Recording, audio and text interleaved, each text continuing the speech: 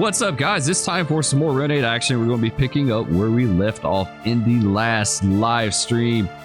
If you did watch, we'll do a quick recap. Basically, we're running this train here. It's the 344 north to Norris out of New Orleans. This is based on a real-life train, a video of one that I saw. So we got the Western Pacific leader and then 2 UP units trailing, and then like 8,500 feet of train and around 16,000 tons, I think, is what she came out. So if you didn't watch the stream, we left out of powers with this train. Everything was going good till we got a few miles north, and our DPU back here decided to crap out on us completely. We got the no comm on it, and then it just completely dipped out. Like, it just quit working. So we lined ourselves up to Crabtree, which is just south of Tuscaloosa. We stopped there, and what we wound up doing is doing some switching on the south end of Crabtree. We stole this locomotive off the A55 and added it to it.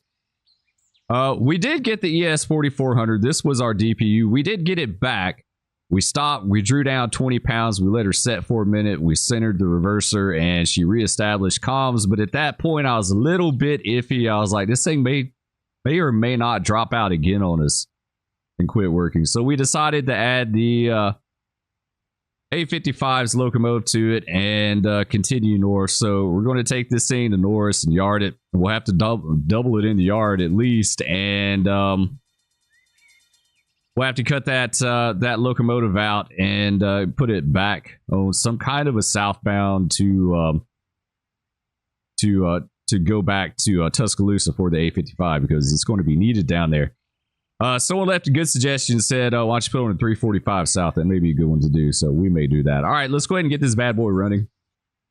We'll auto start everything. We're not going to do the manual start. I've done a few videos on the manual start. Manual start isn't something I do a whole heck of a lot, especially on a train like this is set up and ready to go. If it's yard engines or you know, something like that, then yeah, I'll do a manual start, or just messing around with like single engines and stuff like that, or, you know, just a consist by itself. But generally I just do the auto MUDP, auto start, auto MUDP, auto EOT, auto circuit breaker, auto air brake. Of course, EOT is situational, right? You don't have to do that. If you don't need an EOT, don't hit it. If you need an EOT, hit it. It's as simple as that. There. All right, I think we're good to go. Let's hop in the cab, guys.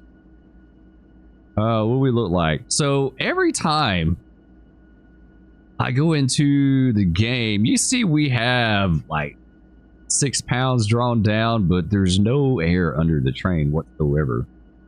So let's release that. We're going to release it. It's showing 80 on the bottom. We could cheat this to get the air brakes right, but I think we're just going to kind of roll with it here. So we've got, you know, we've got handbrakes on everything, so we don't have to worry about it going anywhere. I'm not sure what the grade is right here, to be honest. It always helps to know, like, what is your train doing on a grade? It looks like we're on a little bit of a grade up here. It looks like it tops out just up ahead. I just don't know how much of a grade it is, so it's good to know, because you want to know before you initiate things exactly what your train is going to be doing. You know what, we're going to cheat it because it's taking forever. Just wants 83 on the bottom. I guess it's just not going to come up any better than that. All right, let's draw them down.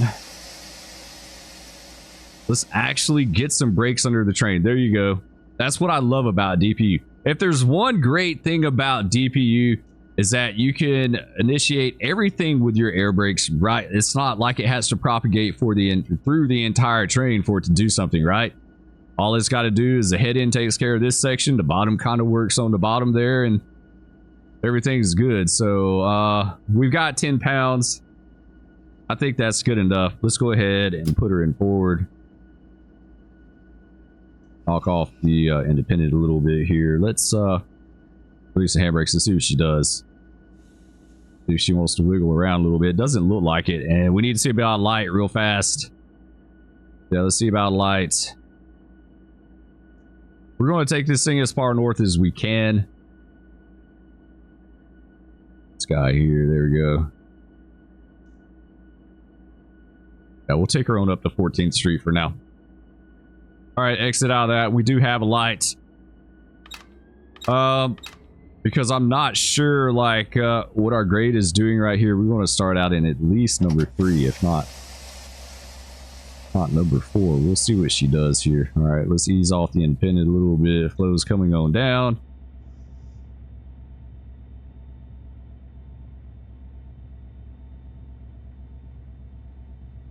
All right, independence release. She is now moving. Now we just got to work the slack out, get that bottom moving. Get the windows open. We got to do that. That too. All right, bottom's moving, so we're good to go. We're golden, guys. All right. Let's do a little sand. And let's hit right shift F11, go to the other side. We get this window. Functioning speedometer over here. I don't know if I've ever shown you guys this, but either way, it's pretty cool. All right, let's go back to the engineer side. There we go. All right, we're rolling. We're good. We're good to go. Air's coming up on the bottom. It's 84 now, so yeah, I think she's going to be. I think she's going to be pretty sweet. Let's yeah, let's watch that DPU. Now, the other thing that we did when we added the DPU is we flip-flopped who the actual DPU unit was. So, basically, the first time the ES44 was DPU, it was the sole DPU, so it was the DPU. We picked up the Ace, we made the Ace the DPU, and we just MU'd the ES44 to it, so we wouldn't have to worry about it no more. So, what are the odds of both of them crapping out? Hopefully less than 1. We'll see. That's going to be the thing. Our grade doesn't seem too terribly bad right here. 1.13. That's pretty, like, that's decent.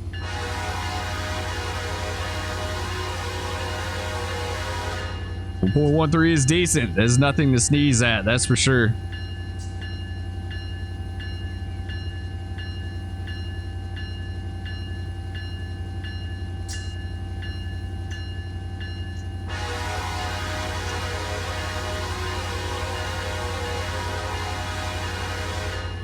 Nice. Good sounding horn. We'll look at that in just a second.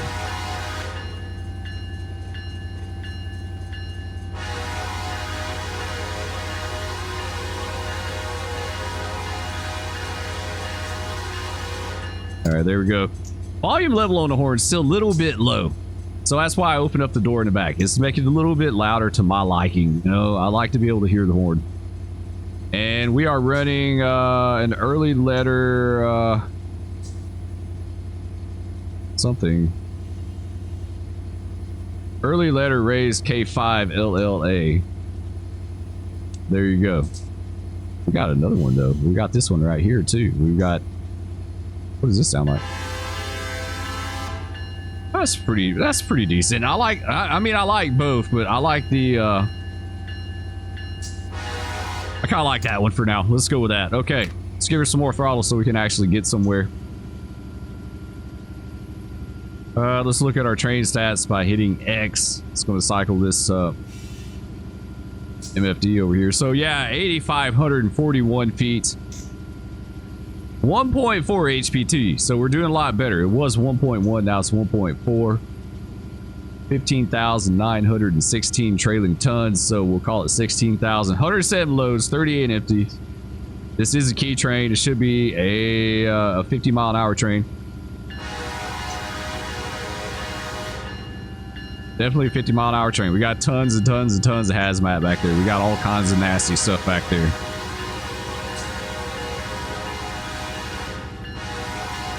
Which seems like from the videos that I've watched, the New Orleans trains, like they do. The Mobile and the New Orleans trains have tons and tons of chemicals in them.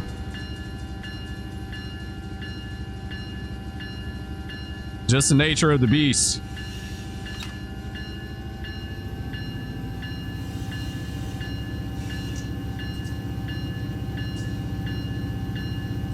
A little bit on a little bit of a downgrade here, so that's good at least.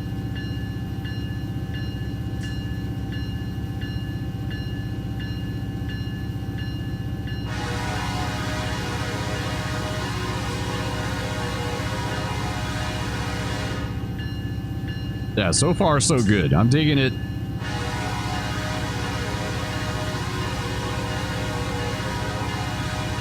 Now, the only thing that's different about this train and what I watched in the video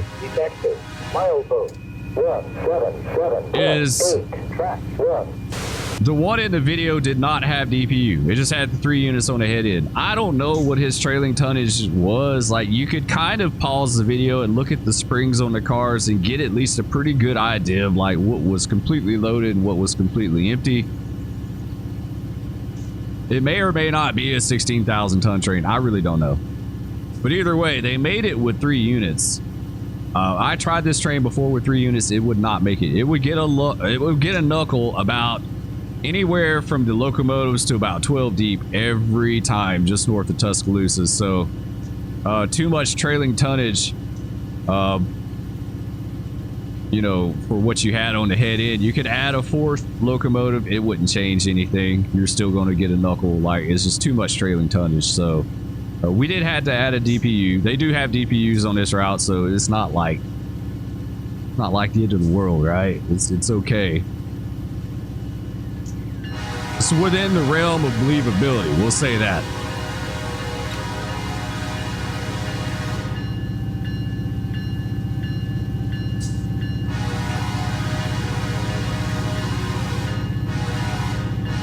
She's a little bit draggy through here.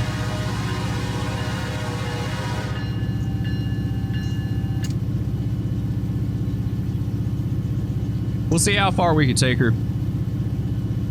We may not make it to Norris. We may not. I'm not sure. We should, like, I don't know. We'll see. We'll see. Either way, yarding this thing is going to be a whole thing in itself because we're going to have to break the train down. It's not going to fit in one track. The longest track's only like 6,800 feet. We're 85, so yeah, we'll have to double something over for sure. Which we got to cut the DPU out anyway, so it's not like it really matters that much. Yeah, we may not make it actually.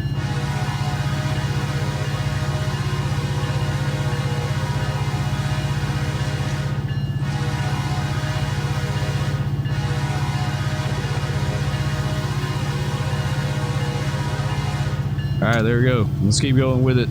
We're working for the NS today. 50-mile-an-hour train. Our next slow order is going to be 13th Street, 14th Street, whichever one you want to call it. Basically the diamond over CSX in Birmingham, so we don't have anything to worry about, really.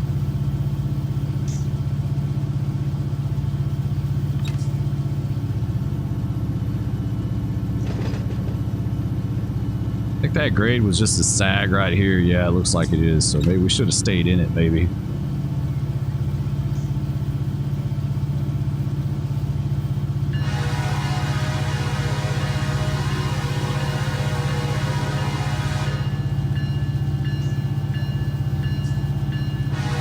I always miss this crossing. It's hard to see. It's not much to it.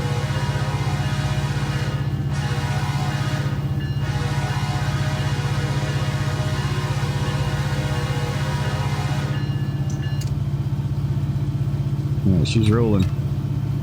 Let's back on out. Let's see if we can keep her around 50 at least a little bit. Oh, we gotta get this. We gotta ditch the sand too. We're gonna use up all our sand for nothing.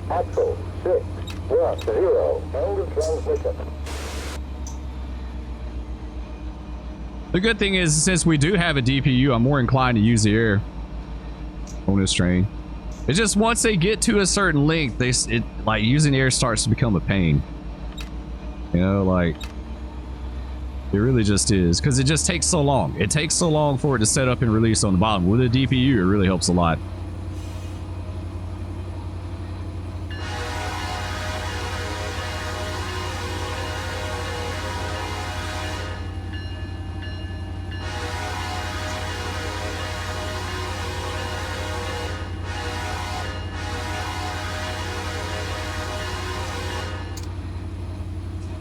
All right.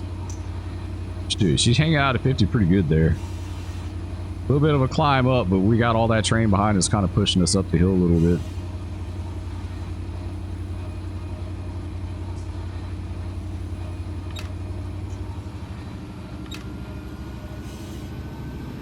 Got to outrun the bottom coming in on us.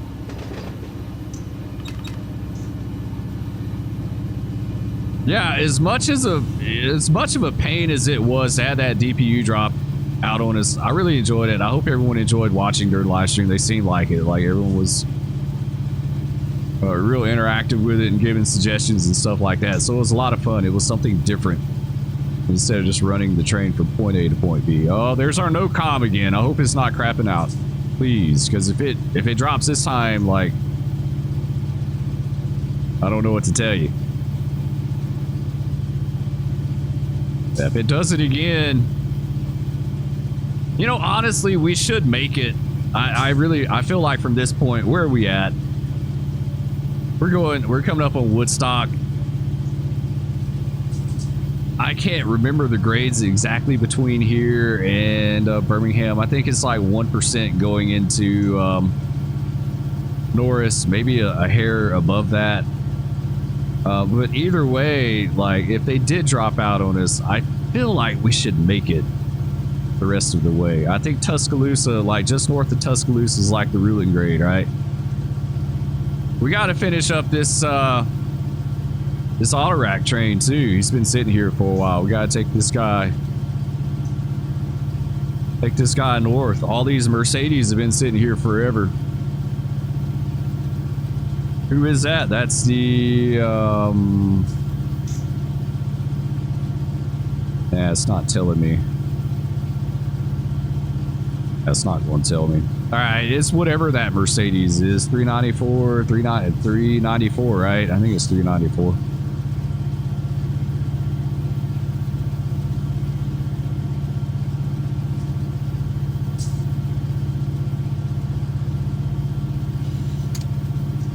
That right alt will cancel out your alerter. I know most of you guys know this stuff. It's just for the ones that like aren't familiar with the game or just getting into it, that sort of thing. A lot of times I don't hit that though. I just actuate the brake. Does the same thing. It just cancels it out. Doesn't hurt anything.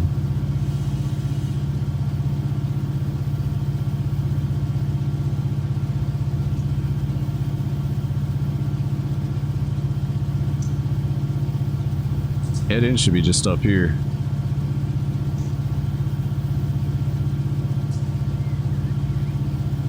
I really hope they do the east end to Atlanta. Man, they got some good grades on that route too. That would be a good one. Going into Inman and oh, what's the intermodal ramp over there? I can't think of it off the top of my head. Yeah, I can't think of it. I keep wanting to say Augusta for some reason. It's definitely not Augusta. That's nowhere near there. It's what is that place called? Maybe it'll come to me later. I said I never even really rail fan NS when I was a kid, like with my dad.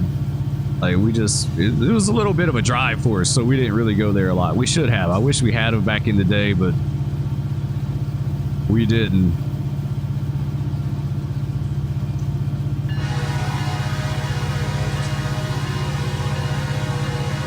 All right, he's tied down here.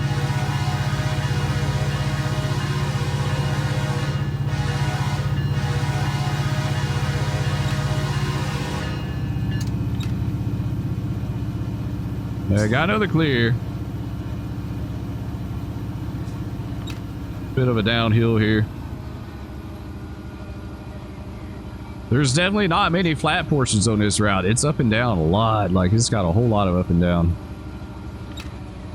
Reminds me a lot of the Fitz. I say the Fitz is by far, I think, the most challenging out of all the routes to run. I think this one is definitely a very, very close second. You're right back to a 1% now.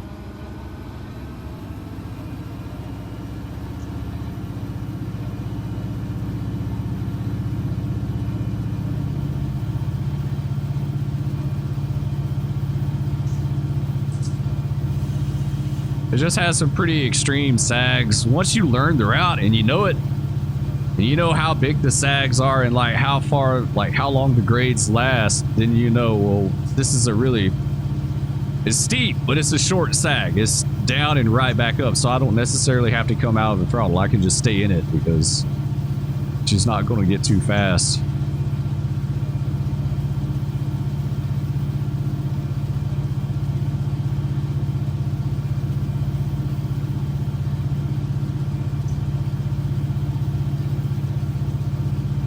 All right, so next stop's going to be Newell, Ocala,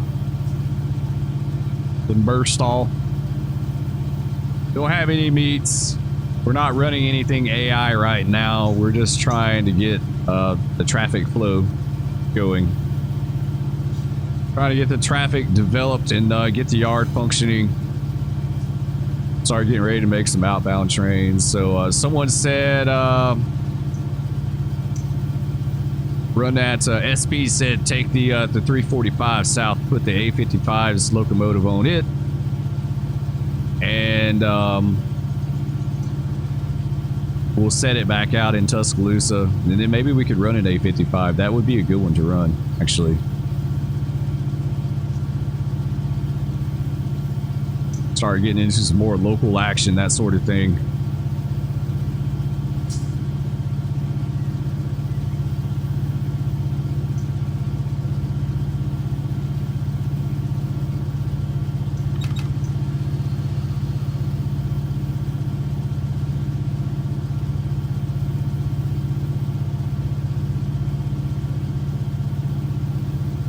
All right, got another clear. I don't think. Yeah, it does a milepost, but unfortunately it doesn't name the signals. I wish it would. I wish it would. I know they've got to have some kind of a name. They call them something. Sometimes you could call them by the milepost. We had some that were just the milepost, but a lot of them had nicknames, and some of them had multiple nicknames too.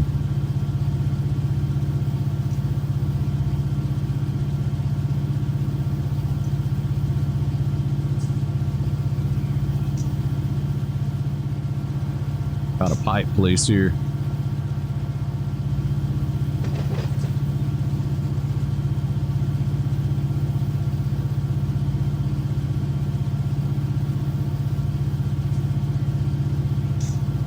Got another 1% down, but I'm pretty certain it's going to pick right back up. Yeah, I honestly, I think if those DPU had dropped out again, we'd be good. The ruling grade is like 1.44, I think, just north of Tuscaloosa there, going into that left-hand curve coming up. Let's see, I think it's coming around to a bridge. I can't remember exactly where it's at, but it's just north of Tuscaloosa. I don't know if that's true to life or not. Like 1.44 is pretty legit. At least for our railroading over here, that's pretty legit on the main. So I don't know how legit that is, but it's pretty steep. Like, you know, the routes I worked, it was like a max of 1%, maybe a hair over 1% in spots. But they'd be compensated grades, so it'd be like 1% compensated.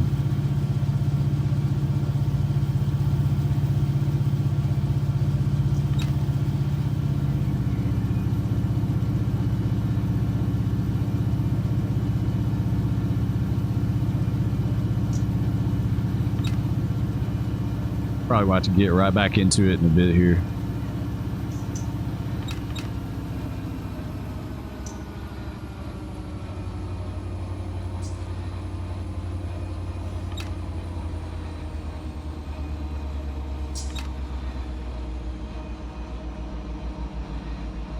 Yeah, this is one of those spots where she does want to run you pretty good. Yeah, so the question is, do we want to grab a little air? I think so. Since we got DPU, we'll just grab some air.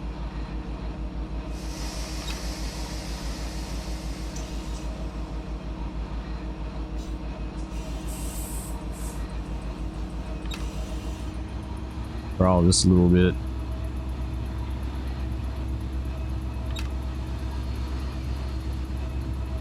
Need some more.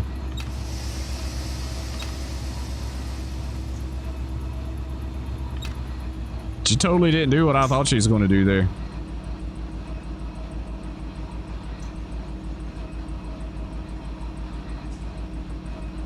Hopefully we run this route enough, we'll have a really good idea of like what's going to happen everywhere. Now she's slowing down good. Let's go ahead and start pulling on her a little bit more.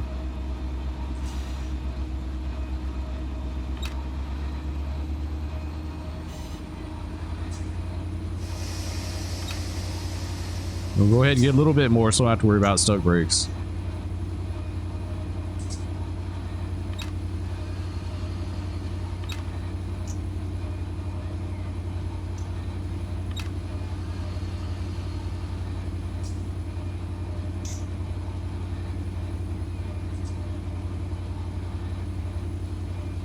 Over the DD. Detected. Milepost 167.3. Track 1. Alright, we'll go ahead and let go of it.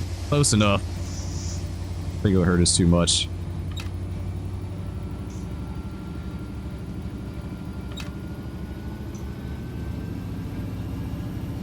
You see her right back up. The cool thing about using the air is that we had the power available. As soon as we needed it, we could get right back into it.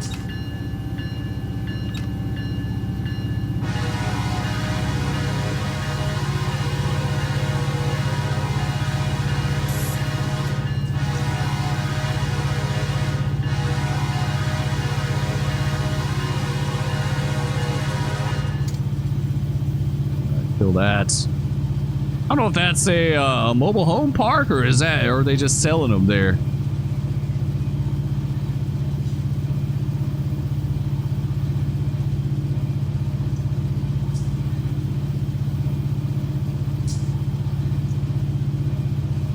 She's definitely got some get up and go with that 1.4 HPT. I want to say on the depot it says 0.9 northbound on this segment.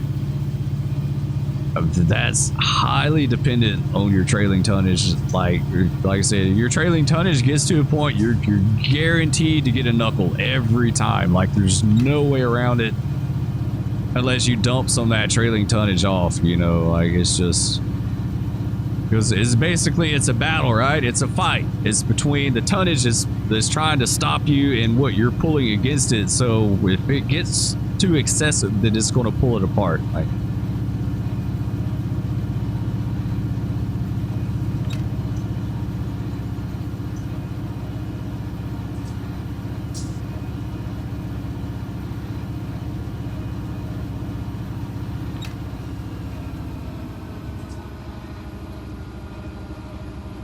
yeah, she almost sounds like she's in dynamics for some reason. I don't know.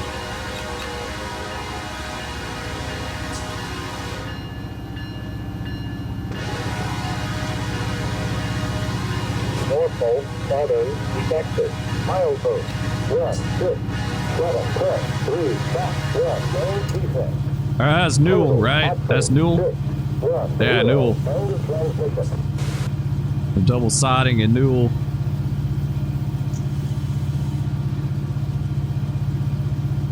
Now we'll come into McCalla. We could rail fan this bad boy since I don't think there's any crossings up here. Could rail fan it right here. It's not the best route to rail fan because of the sun. Like it's one of those routes where the sun's either in front of you or behind you, but like it is not lit up side to side that well. I hear this needs to be louder. It needs to be like a good bit louder at this point. I mean, she's in number 8.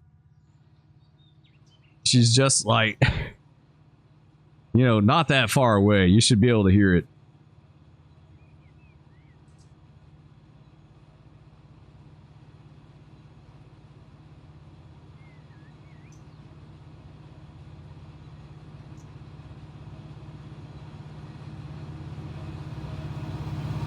Nice. Lots of plastic pellets and chemicals in this train. Like I said, she's coming out of the Gulf. I even tried to do the correct UN numbers. Carbon black, too, is another thing that you see on this train. Let's watch the speed as we...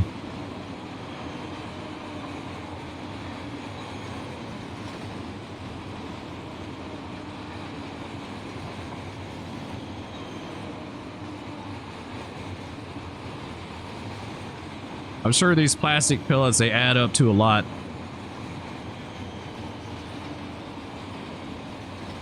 Really fast.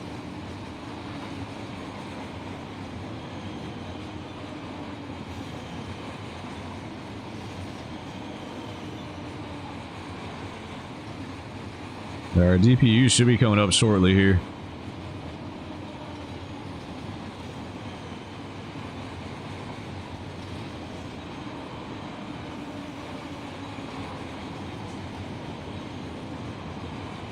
Yeah, I told you, lots of tank cars, all right? Tank cars and plastic pellets is where it's at.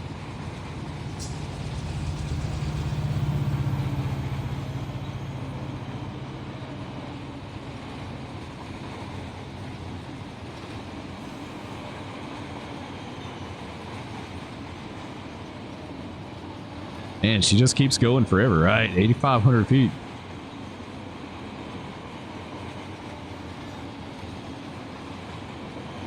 There's the bottom coming along here.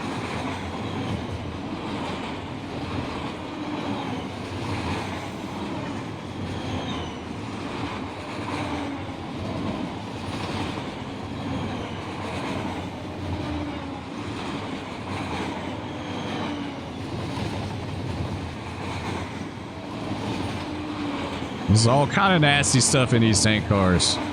Not all of them. There are a few. There's a handful that are like non-hazmat, but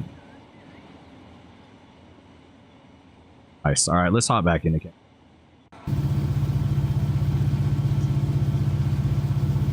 Pretty decent grade there. Let's see what our train's doing. We got one car stuck brakes back there. We're going to pretend like we don't know that because technically we wouldn't. You don't have the luxury of having a graph when you're running a train, right? You don't have a brake application graph to let you know exactly what your brakes are doing. So, I mean, the reality is we would have zero clue that there are stuck brakes back there unless someone told us that there are stuck brakes. I'm a huge advocate of AI trains being able to report if you have stuck brakes or not. Now, unfortunately, we're not meeting anyone, so it's kind of a moot point. But if you were to meet an AI train, they could call it out to you and be like, hey, 344, you got stuck brakes about 2/3 back, you know, and then at that point, you decide what you want to do. Do you want to draw them down tight and see if it releases or stop, whatever. I even go as far as to say that not only should AI trains do that too, but you know how you go down the route, every once in a while you'll see like a maintenance away truck by the tracks, a signal maintainer truck or something like that. I think they should be able to tell you too. I think like if you could put down some kind of reporting node where that truck is sitting at, so he would basically tell you, hey, you've got a car smoking. That's basically what they would tell you because they don't know. Is it stuck brakes? Is it a hot box? They don't know for sure, you know. I mean, I guess if it's one axle, then you know it's a hot box. If it's both sets of wheels smoking, then you know it's stuck brakes. But like the maintenance away guys didn't break it down that far. Usually just say, hey, something's smoking. You know, you need to check your train. Something's smoking back there. But that would be cool. So it gives some functionality to these maintenance away vehicles that you see by the tracks. If you go by one and it says, hey, you know, you've got something wrong back there.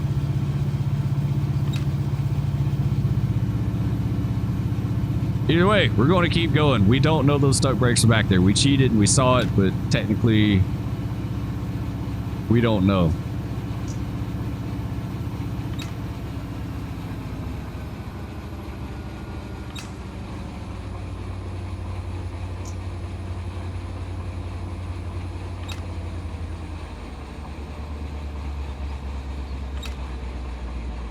Oh, a pretty decent spot that'll run you fast right here. Let's go ahead and get a little air.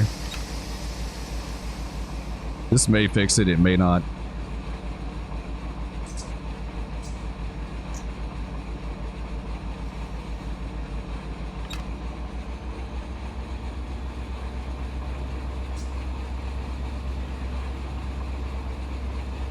A little bit of slack running on us there.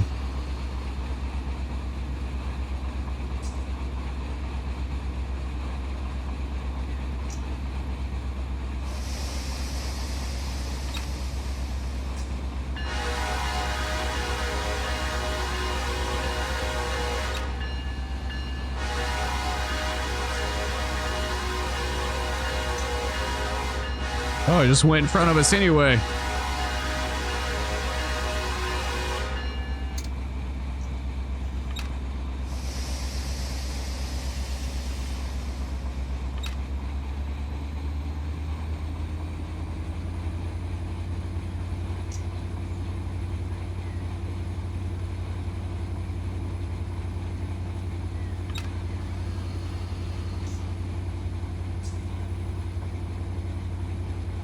Slowing us down. I'm kind of hanging on to it really good for a while to see if maybe that'll fix it for us. Like I said, we're kind of cheating with it.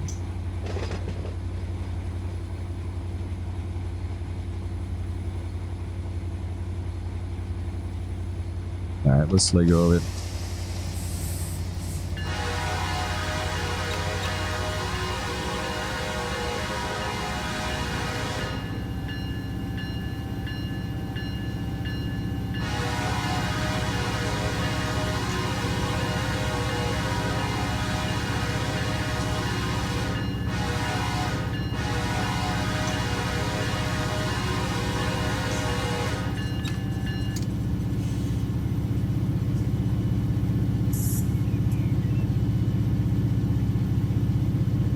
Yeah, we won't take this thing all the way into Norris.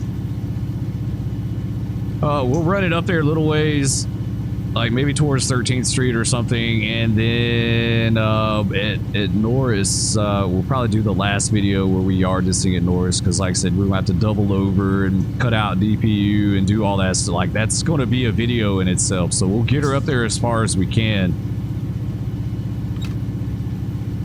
And then we'll pick up with the last one.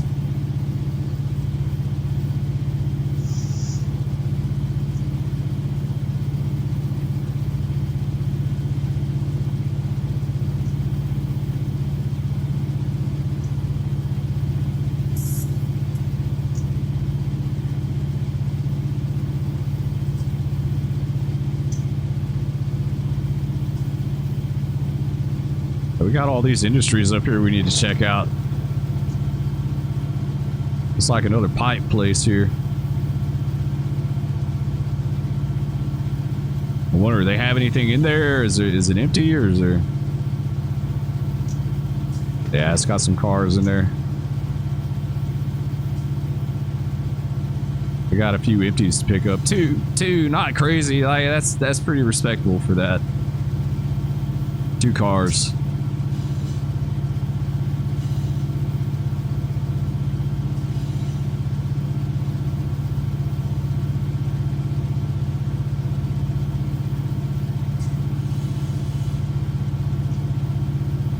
All right, we should be coming up to Bursall. In fact, I think that's it up here.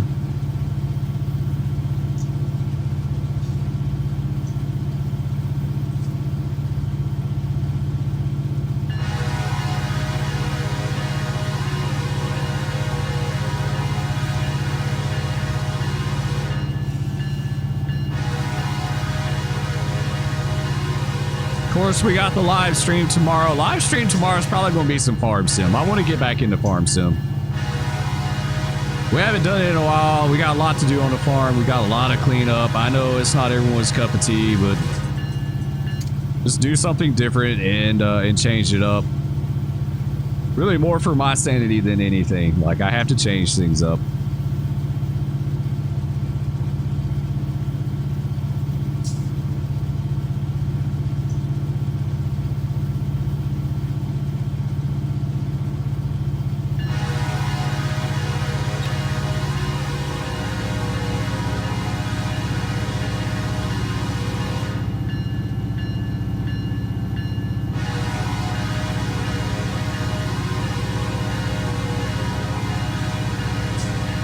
And I love the cleanup in Farm Sim. Like, I love the, like we did the other day, clearing out all the brush, cleaning up.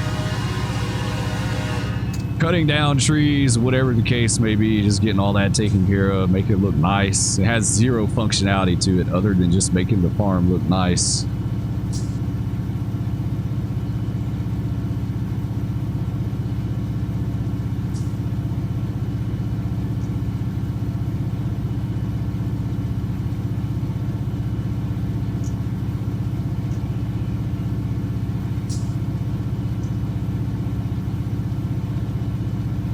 All right, coming into Bessemer.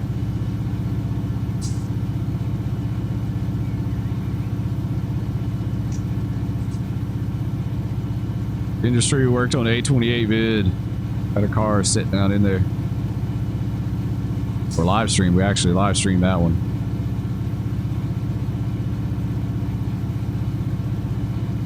I was hoping to live stream this weekend. I just wound up feeling under the weather. I started getting sick probably about Saturday.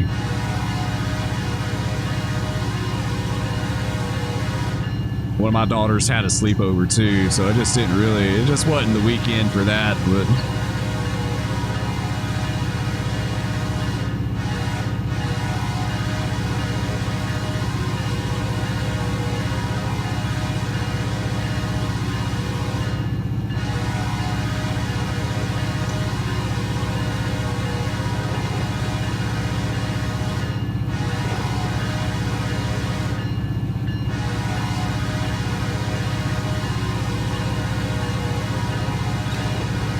got this grade here.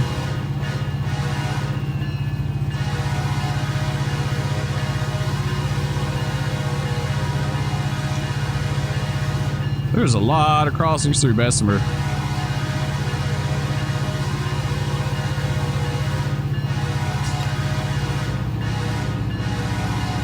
Feel like I need to come out of the throttle just a little bit. But she's so saggy through here. It's very saggy. A lot of rolling hills.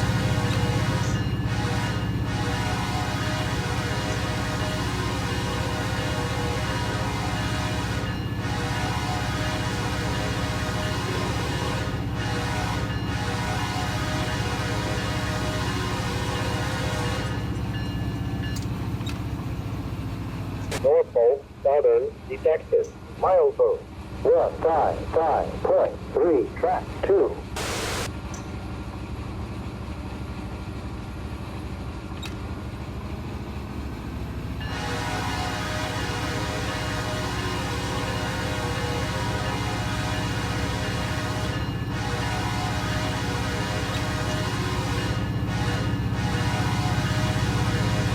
All right, passing under Eagleton sub.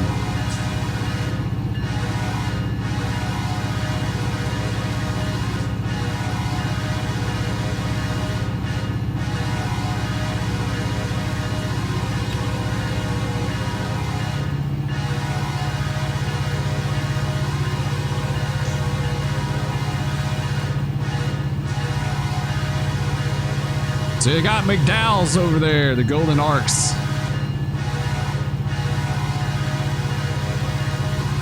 It says they have the golden arches, we have the golden arcs.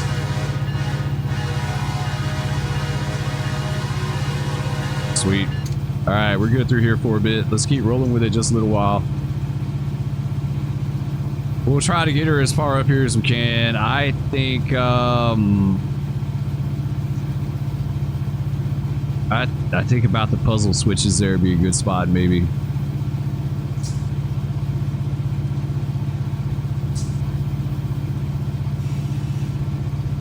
I think that's about as good as anywhere. I mean, we could take it a little further up.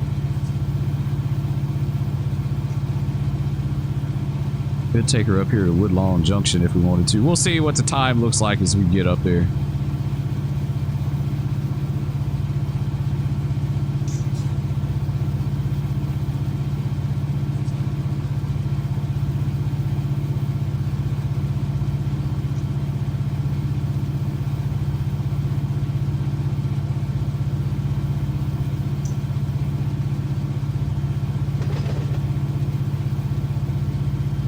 North Pole, southern detected. Milestone. Yeah, 5, 3, track 2, no defect. Total, axle, 6, yeah, 0, no withdrawal ticket.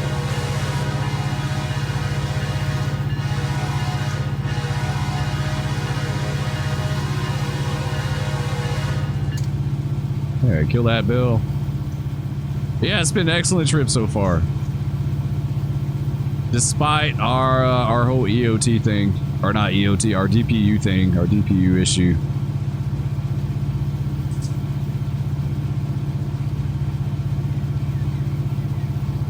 She seems to be doing really good now.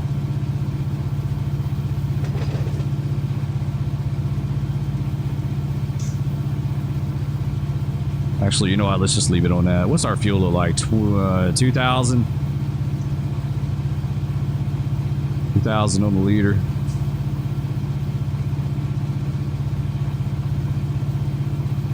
Fuel gauges sucked on locomotives, especially the old stuff. The ones that didn't. Like, you just had to read the gauge. The sight glass or whatever you want to call it. Those things suck. Like, I don't think I ever read one where it was like 100% evident exactly how much it had in it.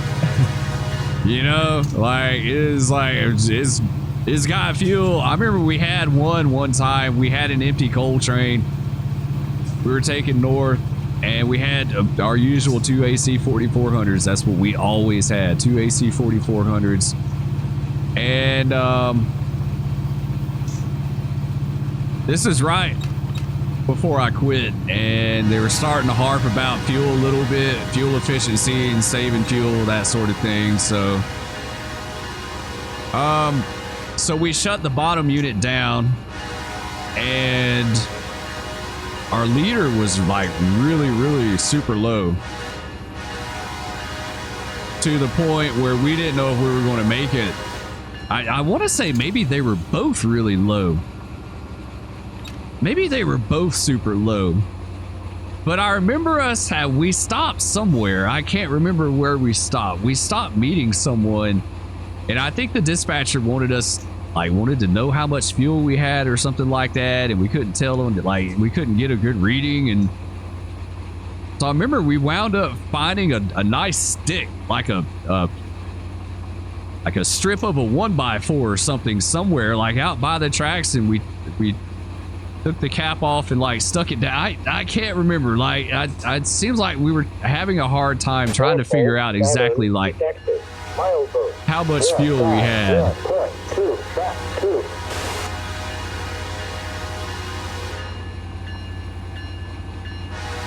Yeah, I vaguely remember something about us trying to figure out what we had, because I don't think we had a clue. I don't think we had a clue as far as like how much fuel we actually had.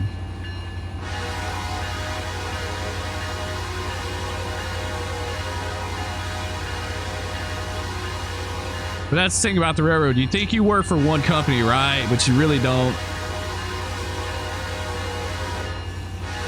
There's all the different divisions, you know, Jacksonville division, Atlanta. I don't know how it is on the NS, but so what happened was Jacksonville and Atlanta divisions kind of got in a little bit of a pissing contest. I guess it's a budget thing. And so like what they would do is they would make sure we had just enough fuel to make it to the next refuel point on the next division, because then it came out of their budget, right? You would think fuel would be like system wide, but I guess back then, like, fuel came out of the division budget or something. It was weird, but like, there was lots of times we'd have trains that had barely just enough fuel to get you by to the next point. It's like they just passed you along, right? So you could get to the next division, then get fueled up by them. At least it seemed that way.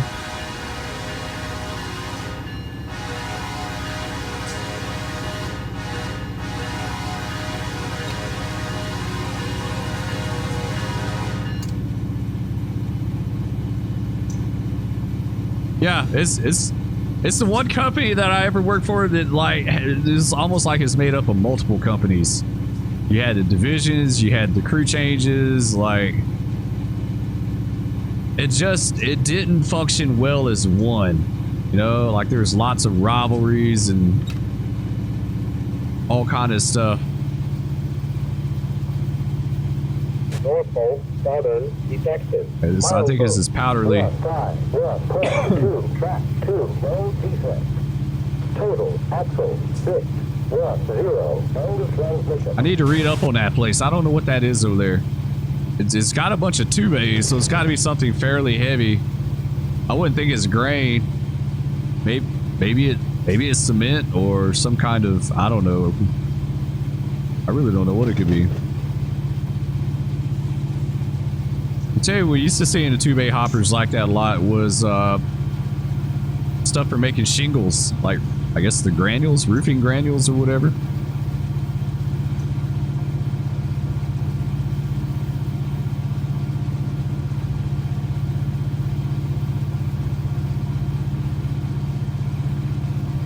There's a place on this route down around Tuscaloosa that does something about roofing.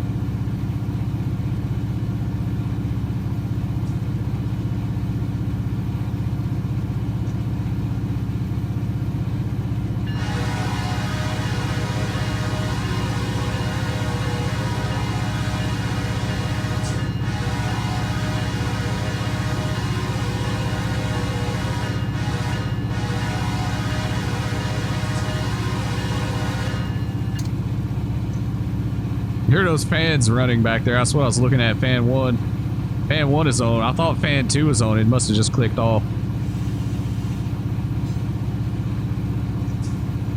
They don't run continuously. They cycle on and off. Traction. I hadn't seen the traction motor fan on.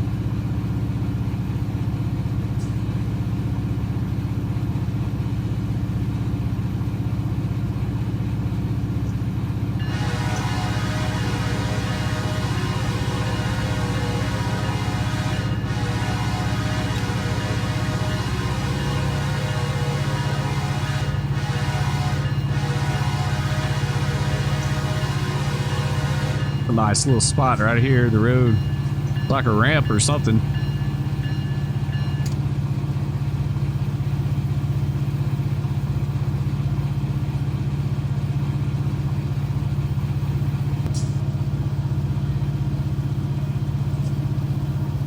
All right, we got an advanced approach up here.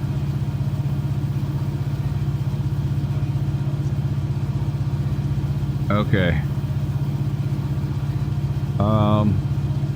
We'll keep going with it for a bit till we decide what we want to do, like where I want to tie this down. North Pole, southern, detected. Milepost, west 4, 7, press, west, track 2. So we'll have an approach at 13th Street.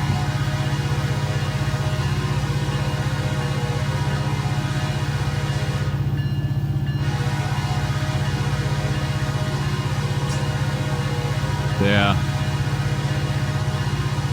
I just want to make sure we clear.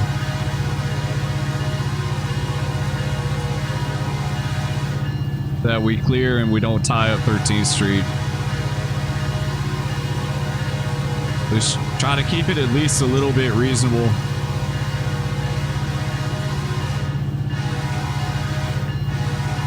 We got our 25 over the diamond. That little bug just got destroyed. He got absolutely obliterated.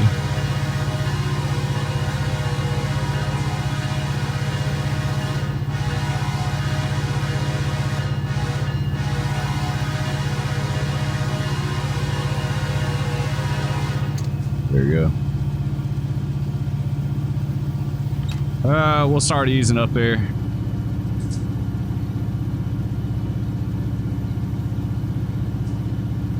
I kind of wonder what our brakes are doing. Let's cheat again and see.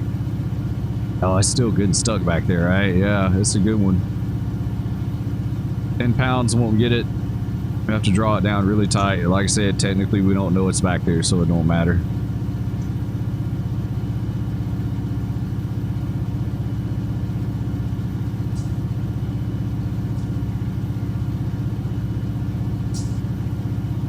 It could just be a bad triple valve too. Like honestly, like it could be just something that we would need to just cut out completely. Cut out and bleed it.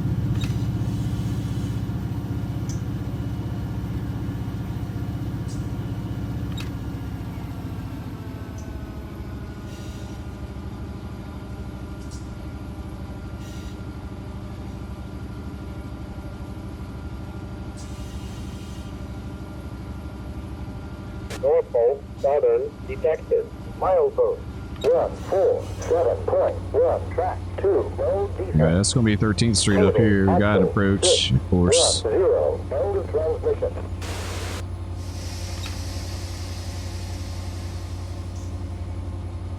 I don't think we're gonna slow down enough for that on our own. I think we need a little help.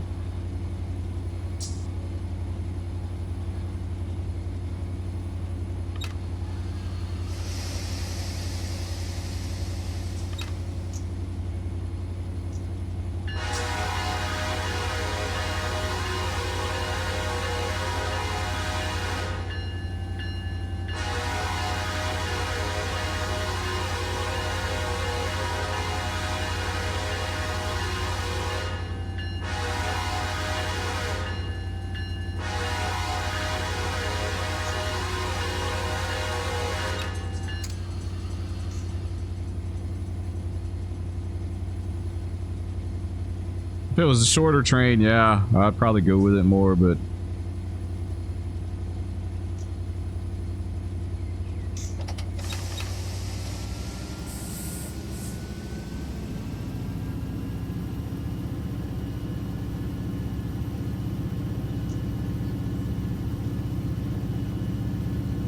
I need to look at the guidelines for running releases for NS. I've got their air brake and train handling rules. I need to take a peek at it, just see what it says. I don't dig into that stuff too much, but I'm kind of curious.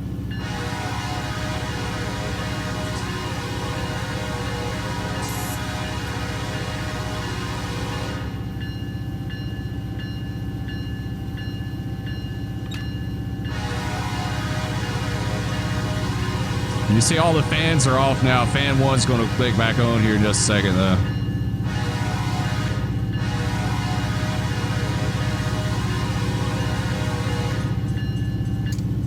Should be... Is that our last crossing? Yeah, it is. All right.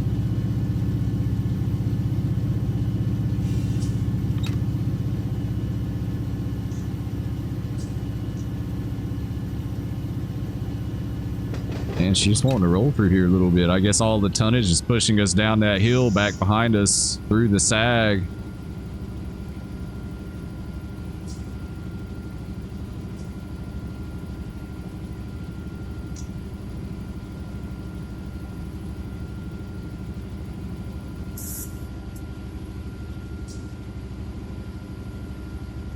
That's a cool location. This was a happening spot back in the day, the Diamond.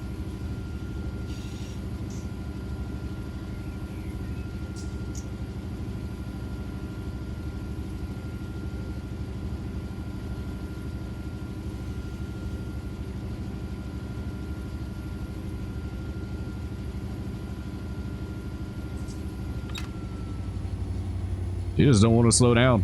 I really thought she would. I thought she'd do better.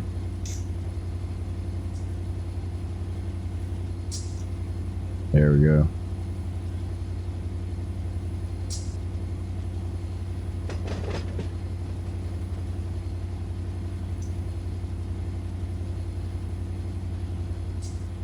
Go there towards Alice Yard. There you go.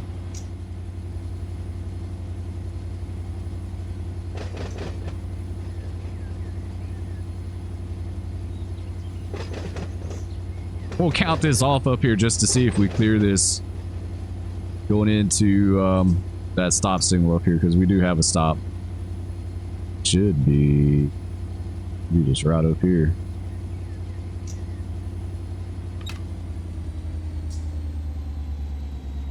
Signal's 1.3 miles. Yeah, we're not going to clear up, guys. We're gonna have to do something else here. We can take her up towards Woodlawn Junction. I think that'd be our best bet. Really, that's our only choice at this point. We'll count that down and just see, but it says it's only 1.3 miles, so we might would fit. We might would fit there.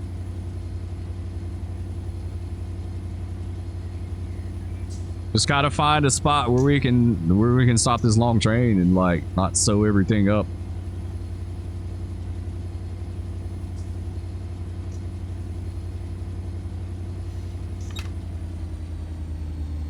And we could, here's another thing, you know, we're running off these signals, but you could always have a dispatcher tell you, like specifically tell you to stop at a certain point. Pull back off this signal. Don't take this signal. Whatever the case may be, you know, they could absolutely do that. They could come to an understanding with you and be like, hey, don't knock that signal down. I need you to hold off of it for now. Or I need you to hold back at this certain point so you won't, you know, tie all these crossings up. I'll let you know when you can move. That sort of thing. It's nice down. They did a really good job capturing this down here, the parking lots and stuff.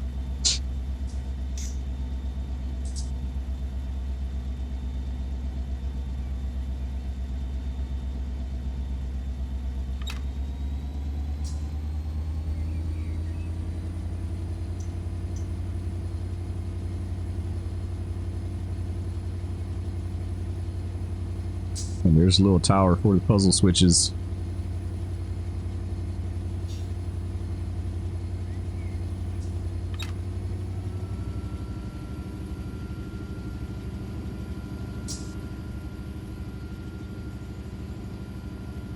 Yeah, that's cool. Back over here would be like UAB. University of Alabama, Birmingham.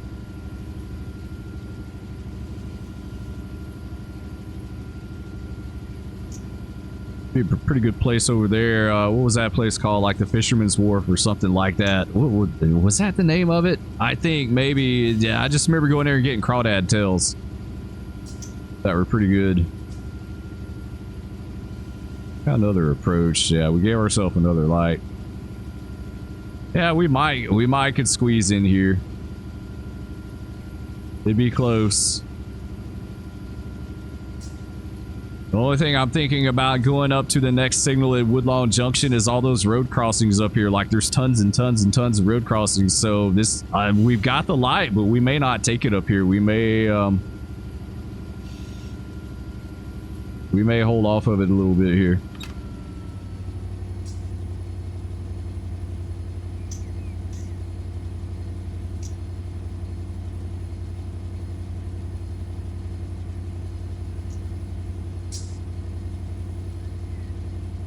Because we can't foul this up here either.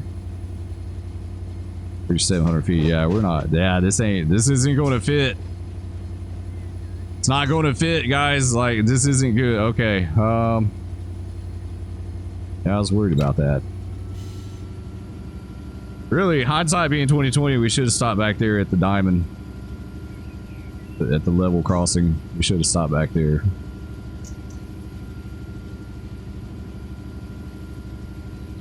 The thing when you start coming into a congested terminal, you're looking at like tying up crossovers and diamonds and road crossings and people getting mad and pissed off with you and everything else because you're tying everything up.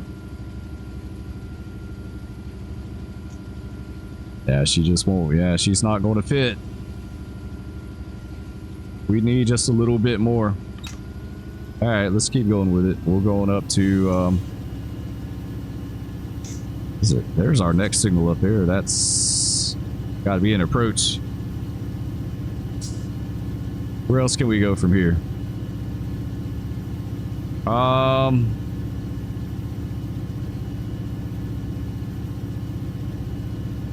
Maybe Brussels? I think at this point we're going to have to tie a road crossing up somewhere. Like there's no way around it.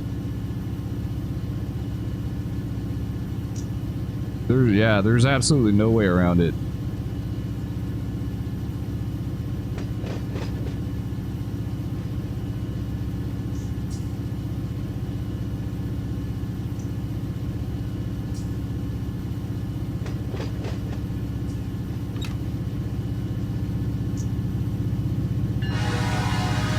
We had to go a good bit by it. We still got 1,000 feet.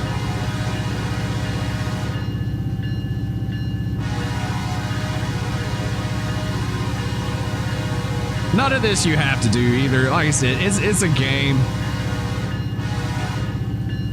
You know, like, no one's going to come after you if you block a road crossing. That's the great thing about it. You can do whatever you want. If you want to stop there, stop.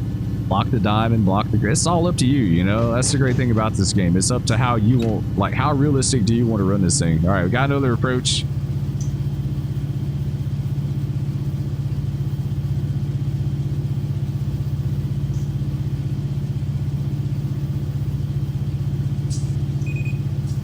There we go. We just cleared it up. So, yeah, we were nowhere near clearing that up.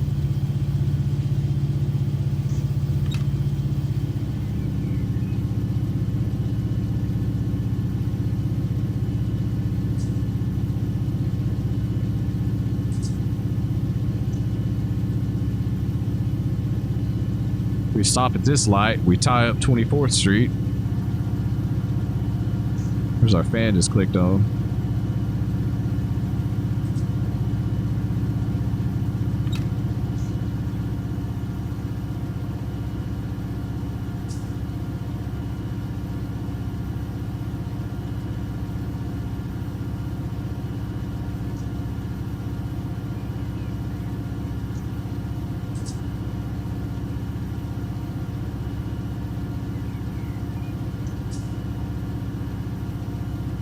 Oh, there's our stop. Yeah, that's not good. That's no bueno either, guys. Let's take our own to Russell. 137.5, 139.9, so almost from 140 to 137.5.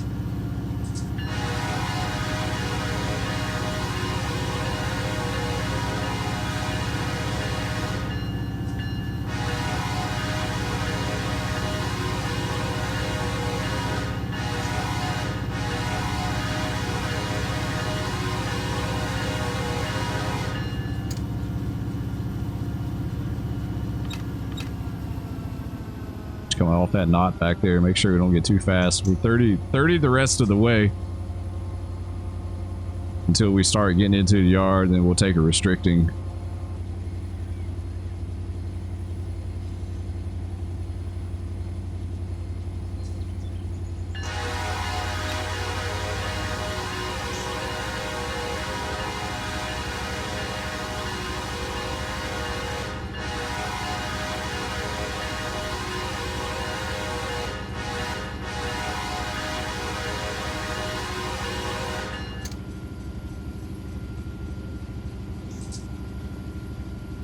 And the thing is, if you hold back here 13th Street, you got all those road crossings back there to, like, man, I don't know where they would hold trains out at, honestly. I had no, maybe they just block crossings. Maybe just block them and don't worry about it.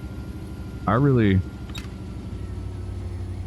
kind of at a loss as far as, like, where, like, we had specific spots that they held us. Coming into Birmingham's Green Springs Road, which was, we look back around the diamond down CSX there at Alice Yard. Okay, there's a spot down there called South Alice, and then just past that was a road called Green Springs Road. And that was a good hold point. There wasn't any crossings or anything down there that you could block.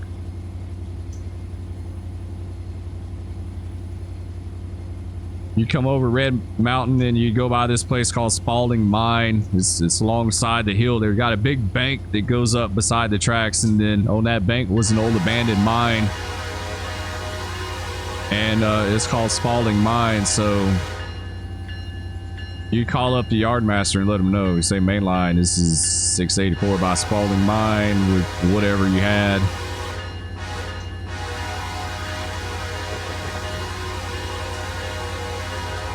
Yeah, we're gonna tie up. Yeah, we're gonna tie things up. We're just gonna have to stop and not worry about it.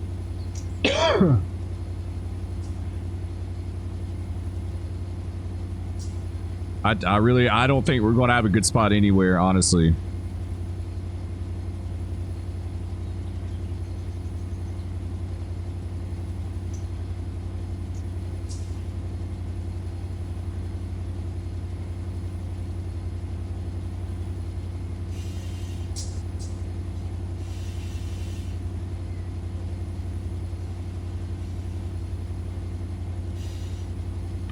Slow her up a tad.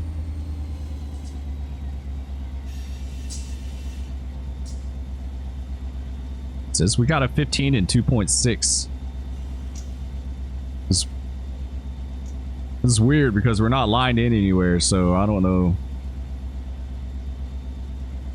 I don't know what they mean by that.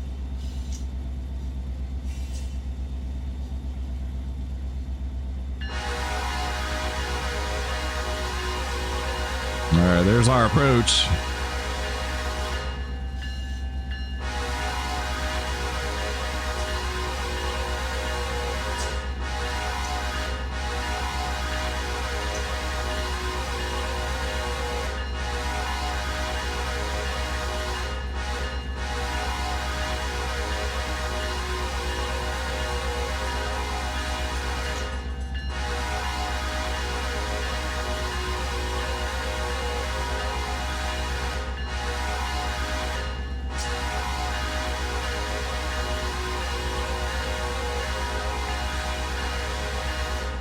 All right, we got an approach.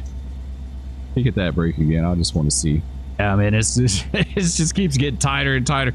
Every time we draw the brakes down, it's like it's a little bit more and a little bit more and a little bit more.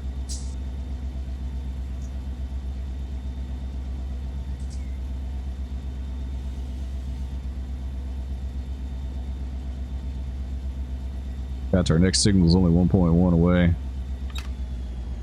Thing that sucks about it here is that we're going to be on darn near a 1% grade leaving out of here, which I mean at 1.4 we should make it.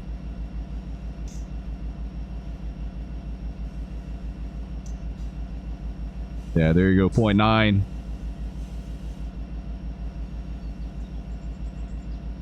Not a lot of good spots to stop this monster, that's for sure.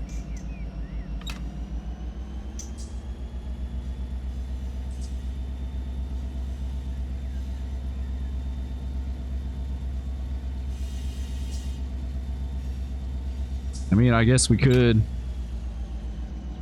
hold off these road crossings up here.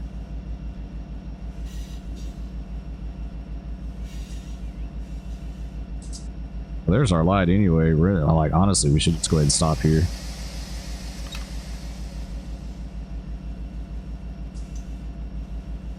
Just hold off these crossings. We'll block a few back there. We'll take a peek just to see exactly like what we're tying up, but. And not the greatest spot to stop all the way around.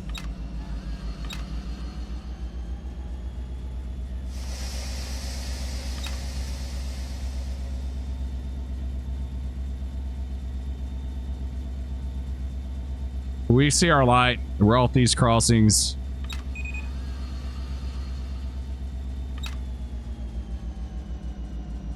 Okay, that'd be good. Let's go ahead and draw them down some more.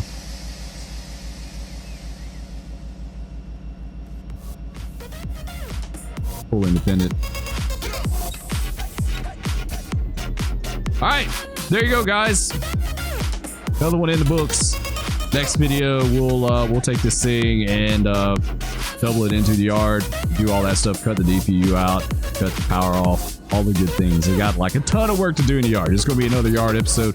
Love all of you. Thanks so much for watching. We'll catch you next time. Peace.